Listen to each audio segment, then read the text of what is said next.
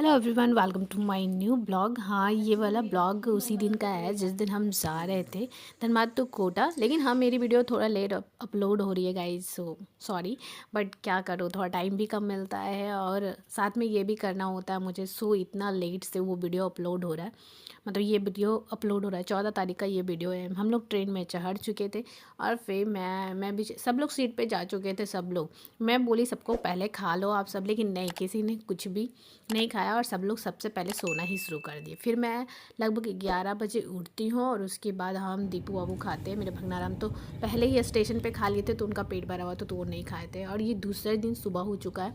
सुबह का व्यू अभी भी मैं लेटी हूँ बिकॉज मेरा मिडिल सीटर जो मेरे भगनाराम है, मिडिल सीट पे वो सोए थे, तो वो पहले उठेंगे तब तो वो सीट गिरे और मैं बैठूँ। फिर यहाँ शाम हो चुका होता है। बीच में हम लोग खाते पीते हैं। मैं फुल ऑन ट्रेन में खाती हूँ। बहुत लोग होते हैं जो ट्रेन में बहुत कम खाते हैं। मैं चना चटपटी ये सब खाती ही रहती हूँ। यहाँ अब शाम हो चुका था, ये शाम का व्यू है।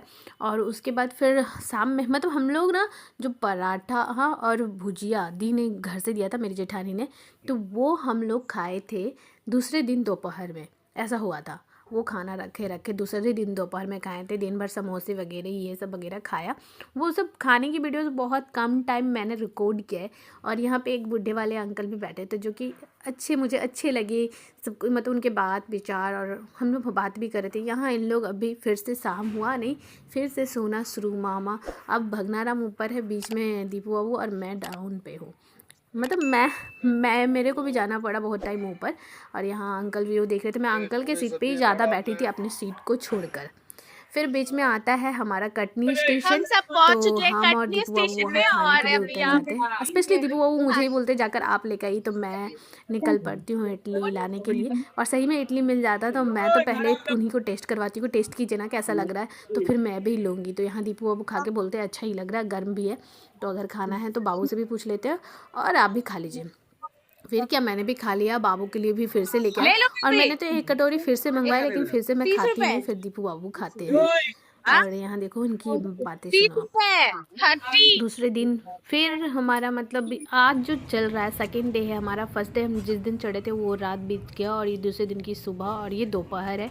फिर मेरे भगनाराम आ चुके हैं डाउन सीटर में और मेरे को जाना पड़ेगा मिडिल में, और मुझे मिडिल सीट बिल्कुल पसंद नहीं है। फिर भी मैं अंकल वाले सीट पर बैठ के ही मतलब मज़े। और ये चॉकलेट जो मैं खा रही हूँ, मेरी जेठानी का जब बर्थडे सेलिब्रेट हुआ था तो मैंने ही दिया था, और मेरे ही गिफ्ट वाले में से दी ने मुझे भी दे दिया, बाबू को भी दिए थे वो, और अश्विका को भी। और अब हो चुका है रात, तो हमारी उतरने का भी समय अब आ चुका था नज़दीक, 2 घंटे ही बाकी थे।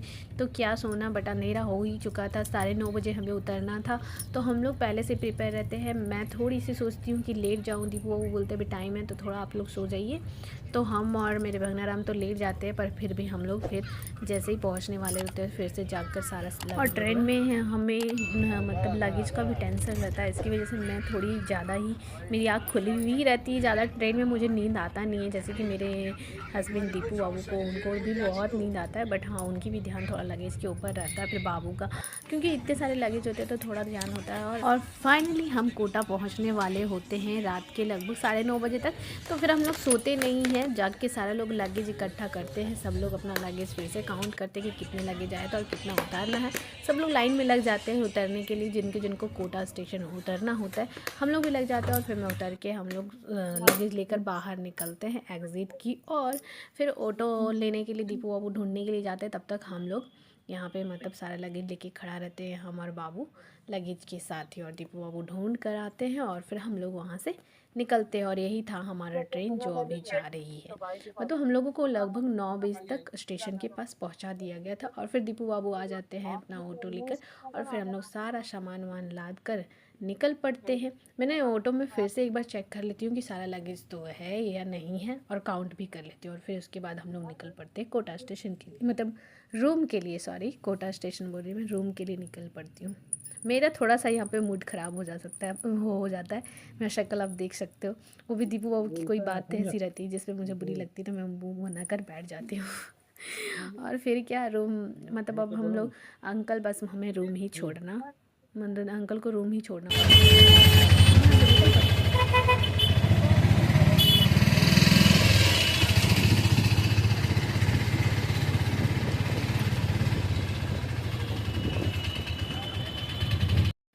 और हम लोग पहुंच चुके थे अपनी बिल्डिंग के पास। तो फिर सारा लगेज उतारना था, ड्राइवर अंकल को पैसे भी देने थे। और मेरा मुंह अब तक बना हुआ है, मुंह उदास है। पर यहाँ आयुष आ चुके थे, तो यहाँ पे साथ में रहते हैं, तो मतलब बगल वाले रूम में।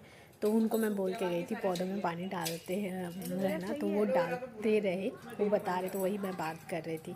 बाकी सो गाइज हम पहुंच चुके हैं रूम, और अभी रात का बज चुका है 9:30। फिलहाल सारा रूम पूरा एकदम ऐसे ऐसे खोल के गए थे, और ये सारा गंदा हो चुका है।